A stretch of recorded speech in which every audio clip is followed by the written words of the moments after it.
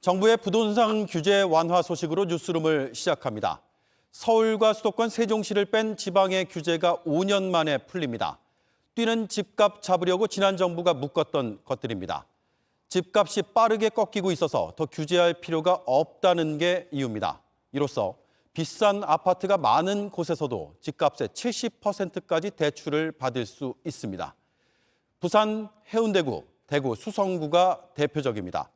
특히 새 아파트에 당첨돼도 안 들어가고 팔 수도 있게 됩니다. 하지만 집값 하락세가 시작된 건 반년 전쯤입니다. 너무 빨리 푸는 거 아니냐는 지적도 나옵니다. 투기 심리를 자극할 우려도 있습니다. 먼저 김민 기자입니다. 조정 대상 지역에서 풀리게 된 지방의 부동산 규제는 모두 없어집니다. 먼저 집을 살 때 받을 수 있는 대출금이 확 늘어납니다. 부산 해운대 20억 아파트를 사려면 지금은 집값의 30%인 6억 원까지만 빌릴 수 있습니다. 하지만 앞으로는 집값의 70%인 14억 원까지 빌릴 수 있습니다.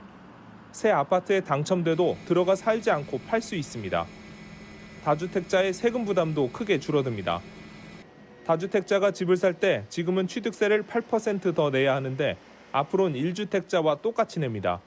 규제 지역에서 다주택자에게 더 매기던 종부세율도 지금의 절반 수준으로 내려갑니다. 세종과 인천 송도 등은 투기과열지구에서 조정 대상 지역으로 규제 수위가 한 단계 낮아졌습니다. 9억 원 이하의 집을 살 때 지금은 집값의 40%를 빌릴 수 있는데 앞으로는 50%까지 빌릴 수 있습니다. 지역 부동산 업계에선 기대감을 나타냈습니다. 규제라든지 이자라든지 뭐 이런 것들이 풀리면 아마 많은 사람들이 조금 더 문의를 하고 집을 보러 오실 것 같아요. 투기과열지구 해제가 됨으로써 또 매수 심리가 살아나서 조금 더 거래가 활발하지 않을까 전화들이 지금 오시고 계세요. 정부는 이번 조치로 집값이 반등하진 않을 거라고 보면서도 불안 조짐이 보이면 규제 카드를 다시 꺼낼 수 있다는 입장입니다. 집값 불안이 재현될 경우에는 정부는 탄력적으로 규제 지역을 다시 지정하는 방안을 적극 검토할 계획입니다. 규제 지역 해제와 완화 조치는 다음 주 월요일부터 적용됩니다. JTBC 김민입니다.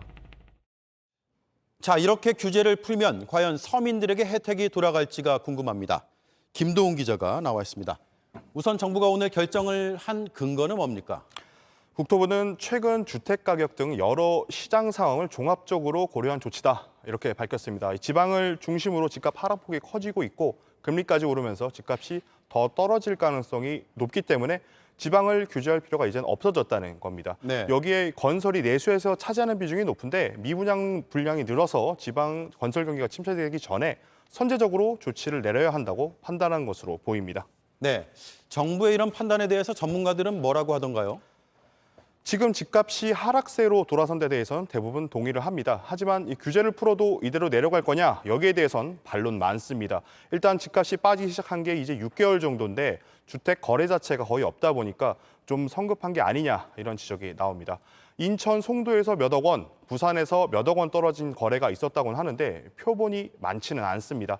급한 사정이 생겨서 값을 내린 급매물인지 진짜 값이 그만큼 내려간 건지 판단하기엔 아직 이르다는 겁니다. 이런 상황에서 규제를 풀면 집값 하락 속도가 줄거나 오히려 오를 수도 있다는 지적이 나오는 이유입니다. 네, 중요한 건 내 집 한 채 마련하고 싶은 서민들에게 과연 혜택이 돌아가느냐 이건데 어떻게 봐야 됩니까?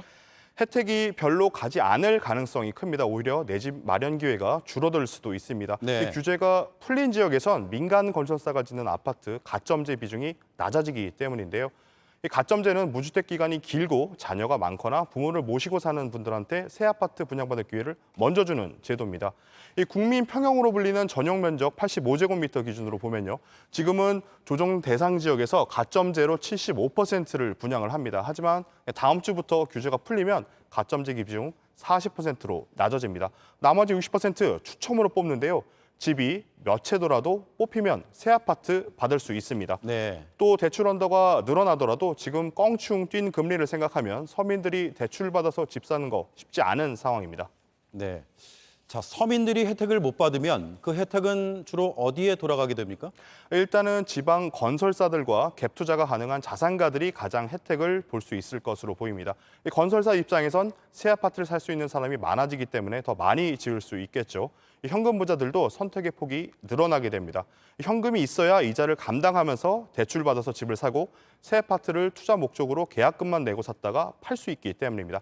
아직 서울과 수도권은 규제가 여전한 상황이다 보니 지방으로 갭 투자하려는 수요가 몰릴 수 있다는 걱정도 나옵니다. 전문가 얘기 들어보시죠. 네. 그런 부동산 투기를 하는 사람들이 지방에서부터 이제 투기를 하려고 해서 그런 풍선 효과가 생기지 않을까 우려가 되고 있습니다.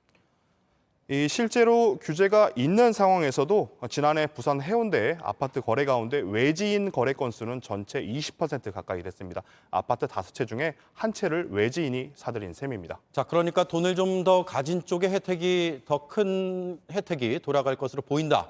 이런 얘기군요. 잘 들었습니다. 김도훈 기자였습니다. 네, 이처럼 집값이 꺾여 규제를 푼다지만 시민들, 특히 수도권 서민들의 집 문제는 심각합니다. 집 사는 건 먼 얘기고 당장 전세 구하기도 빠듯하죠. 그런데 2년 전세로 살아보고 집을 살지 말지 결정하라며 입주자를 끌어모은 건설사에 무려 133세대가 피해를 당했다고 호소하고 있습니다. 짓던 아파트는 공사가 멈춰 들어가지도 못했습니다. 40억 원의 전세 계약금을 통째로 떼일 위기에 처했습니다. 오원석 기자가 취재했습니다. 인천의 한 아파트 건설 현장입니다. 겉으로 봤을 때는 공사가 거의 다 진행된 것처럼 보이지만 이미 7월 달부터 공사가 전면 중단됐습니다. 제가 들어가서 한번 확인해 보겠습니다. 공사가 하나도 진행이 안 됐네요. 7월 초부터 그냥 아예 이 상태 그대로예요. 전기 낼 돈도 없나 봐요, 이제. 지난 3월에 입주했어야 했는데 벌써 반년이 지났고 언제 들어갈지도 기약할 수 없습니다. 전세금의 10%인 3,300만 원을 계약금으로 내고 새 집에 이사 갈 날을 기다리던 세 식구의 꿈은 물거품이 될 위기입니다. 밤마다 잠을 설쳐요. 3시간도 못 자고 나갈 때도 있고. 190세대로 지어지는 이 아파트 단지에서 이 씨 같은 전세 계약 피해자는 130세대나 됩니다.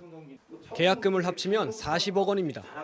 이들은 작은 빌라도 아니고 큰 아파트 단지를 짓는 건설사에게 이런 일을 당하게 될 거라고는 상상도 못했다고 말합니다. 건설사는 새 아파트에 전세로 2년 살아본 뒤 내 집 마련을 할지 결정하라고 홍보했습니다. 이 때문에 신혼부부도 많이 계약했습니다. 그리고 제가 원래 8월에 결혼이었고 원래 살던 이제 혼자 살던 원룸에서 있거든요. 근데 이제 어쨌거나 지금 신혼인데 원룸에서 입주가 늦어져 뿔뿔이 흩어진 가족도 있습니다. 주민들은 건설사 대표와 연락이 닿지 않는다고 말합니다. 취재진도 여러 차례 통화를 시도하고 문자 메시지를 넣었지만 답이 없었습니다. JTBC 오원석입니다. 네, 이 일을 벌인 건설사 대표는 알고 보니 다른 빌라와 오피스텔 수천 채에 전세를 끼고 갭 투자를 했습니다. 하지만 이자를 감당 못해 자금난에 빠졌습니다. 다시 말해 깡통 전세가 된 셈이죠.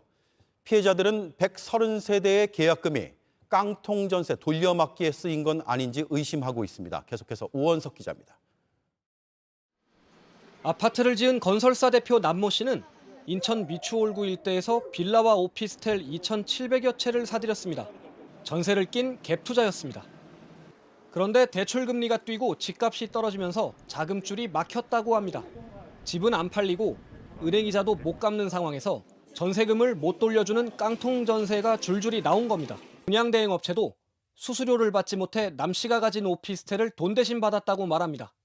아파트 건설 중단 사태로까지 나비 효과를 일으킨 겁니다. 피해자들은 아파트 짓는 데 계약금으로 받은 돈이 깡통 전세 대출이자 막는 데 들어간 게 아닌지 의심합니다. 그 돈을 일부라도 다른 곳에다가 썼다면 민법적으로도 사기의 의사가 있는 것처럼 보이고요.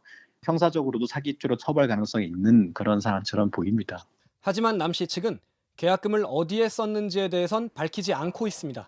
다만 법률 대리인을 통해 원가 상승으로 공사가 지연됐다며 마무리 공사를 곧 진행할 것이란 입장을 밝혔습니다. JTBC 오원석입니다.